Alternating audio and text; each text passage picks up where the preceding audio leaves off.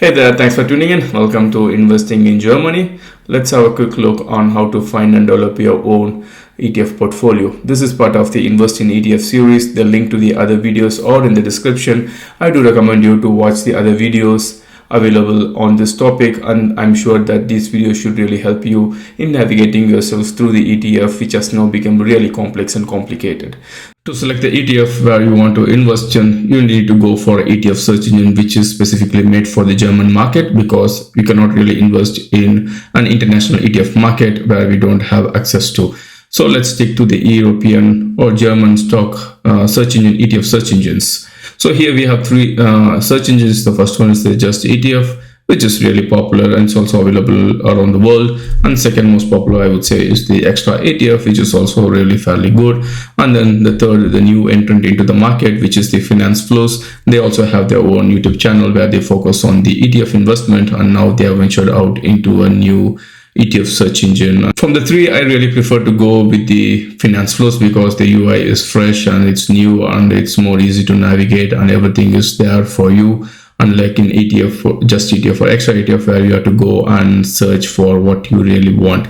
Since the Finance Flows at the moment does not provide you an English version, let's stick to the Just ETF, where there is also both German and the English version here, for example. Before entering into the search engine, we need to finalize where we want to invest in and what index we want to invest in. For this case, as an example, let's check out the S&P 500 index. So where we want to invest in S&P 500 index.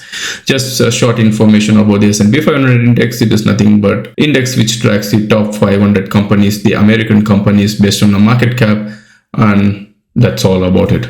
So let's go into Just ETF. Then I go to the ETF screener where I want to go and search the ETF.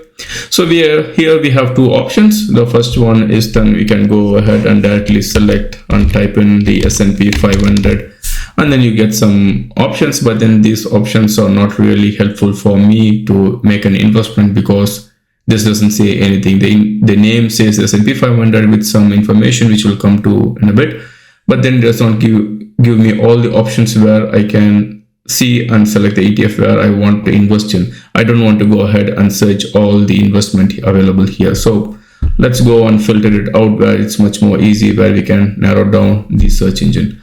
If you look down here, there are about 2,227 ETF available within the Just ETF to search into. It's quite a lot of ETFs to search for.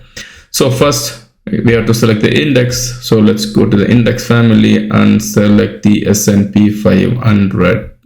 So S&P. So let's go first to S&P, and then we have to go to the matching index because S&P has a different other indexes as well. So here you can see S&P 500 itself is like another 10 to 20 different, or maybe 30-40 different types of S&P 500. But then I want to go to the classic version S&P 500. You can see all other options here or something niche. They just want to create a market for anybody who wants to go into theme. They don't want to leave them out here. So they create a lot of ETFs just to attract you and to keep you invested within the ETF community. So for example, here S&P 500 ESG means environmentally, social and governance company. There is a set of rules and regulations where these companies has to follow, and then if those companies follow that, then they are into S&P 500, which is also some sort of scam which has been now coming under the radar. And then we have low volatility, so it doesn't make any sense, but then it is what being offered to us. So let's not go into complex mode and find something which is not really helpful for us. We are here for the long-term investment to make wealth, so let's go ahead and keep it simple and stupid. Here S&P 500 classical index. So once I select that, it comes down to 22 entries, so it's good and easy for us to navigate now. From here I would then go to and want to go ahead and find out the fund size. For me is really important because I don't want to go into a small fund size, because for an ETF to be profitable they need at least 50 to 60 million euros to be in the fund so that they break even, and then they make money only after the 60 million. If it is going to be 100 million, 200 million, which is close to 60 million, if there is a downturn in the market and the investors, they go out, then the fund could collapse and then they might dissolve the fund. I don't want to enter into that situation because I'm here for a very long-term perspective and I want to create wealth by accumulating all my gains here. I don't want to shift here and there over the next 10 years or something like that. So in this case, I go for something larger than 50 million, and this also reduces to 18. And then I also want to have a replication method, which is then to be physical replication. I don't want to go for those swaps and so on. So let's find out where it is. That is going to be really complicated. I can see replication method. I want to go either full replication or sampling. I don't want to go to swap base. Swap base is nothing but an agreement between the ETF provider and their parent company, which is a financial institution, and then they play with the money somehow and then they create wealth there. But then what we get is nothing more than what the index is performing. So I don't want to get into this complex situation. I just want to be simple sampling and full replication that fits me for now. And this has already reduced it to 6 entries. So I think 6 is really good enough for us to go and have a look and search the one which really we want. I can see here accumulating. Maybe I also need to add accumulating here. I don't. So the ETFs, they provide also the dividends from the companies to us. I don't want to manage the dividends. I want to reinvest those dividends back into the fund and then to create the compounding effect for a very long period of time. So I want to also add the filter for my accumulation. So use of profit, I want to do it in accumulation method. That's it. Then we are here with just 2 options, the S&P 500 from the iShares and Vanguard S&P 500 ETF USD. So these are 2 options what we have, which is really fits to our long-term perspective idea here. The other one are all short-term, some complex system or something that I really don't want to have. Okay, from the TER, the total expense ratio, both are the same. That's quite strange, interesting. So then the answer is there. Then I would really go for the iShares because the fund size here is 47 billion. I am sure that this is not going to go bust in the next 10 years or something because it's a lot of money here. 4 billion is also really big from Vanguard S&P 500, but then 41 billion sounds also okay to me.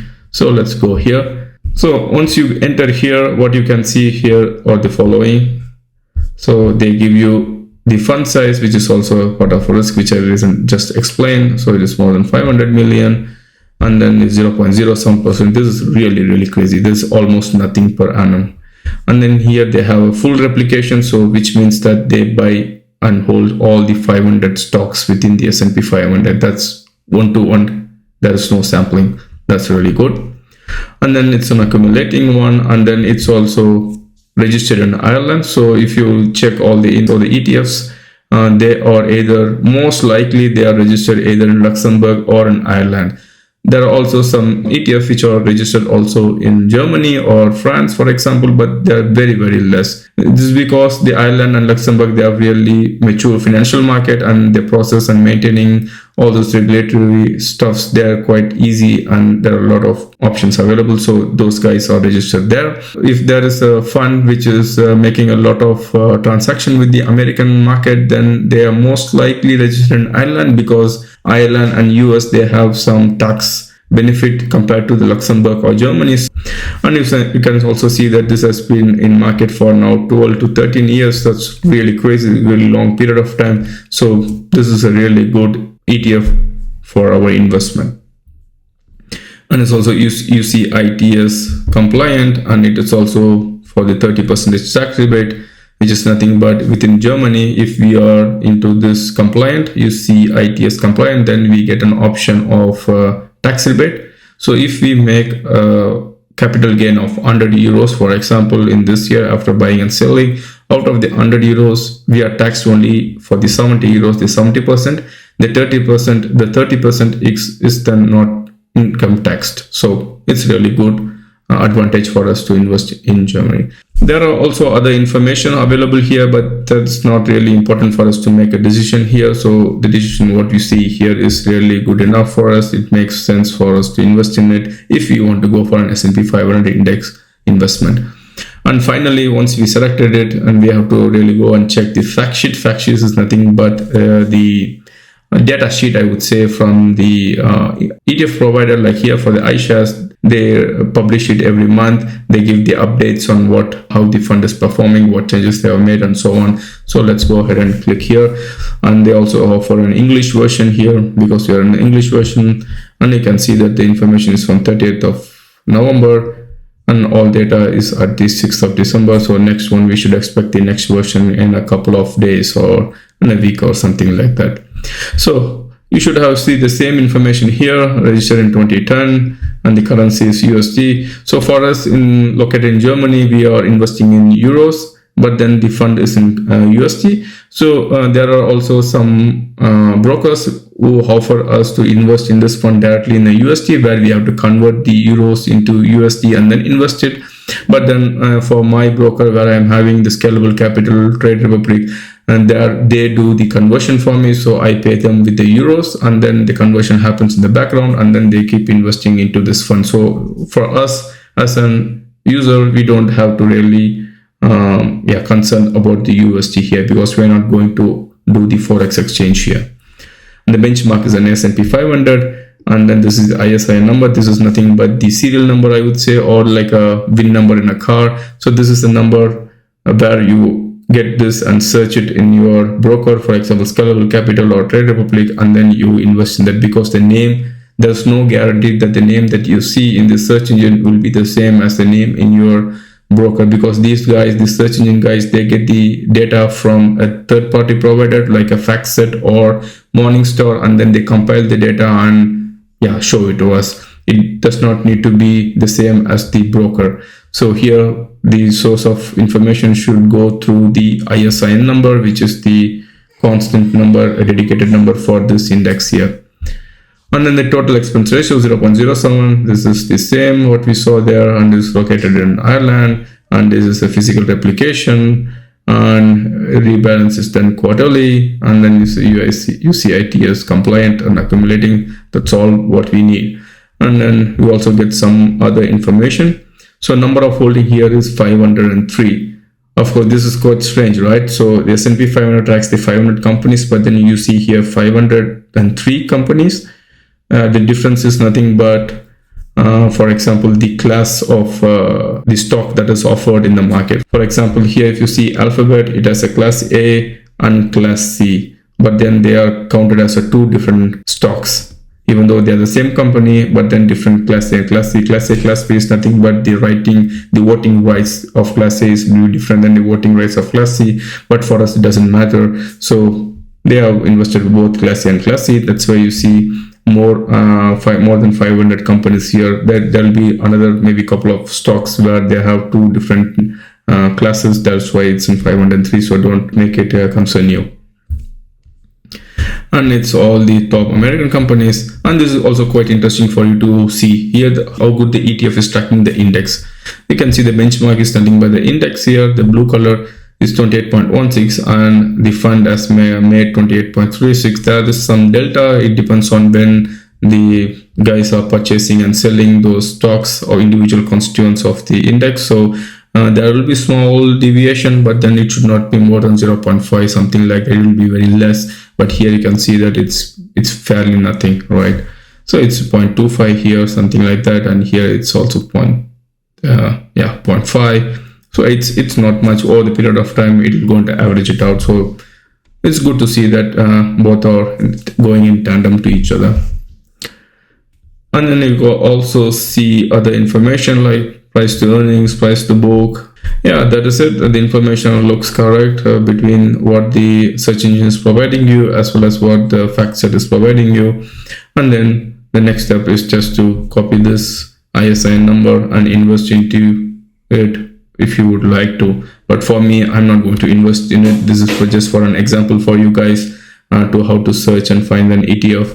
I'm more into an individual stock picker. Of course, I have an ETF which tracking the emerging market, for example, but then it is not in my account. That is in my family account. If you have any questions or is something not clear to you guys, just comment and I will go through it and then I can give you the answer for it. Thanks for watching. See you in the next video.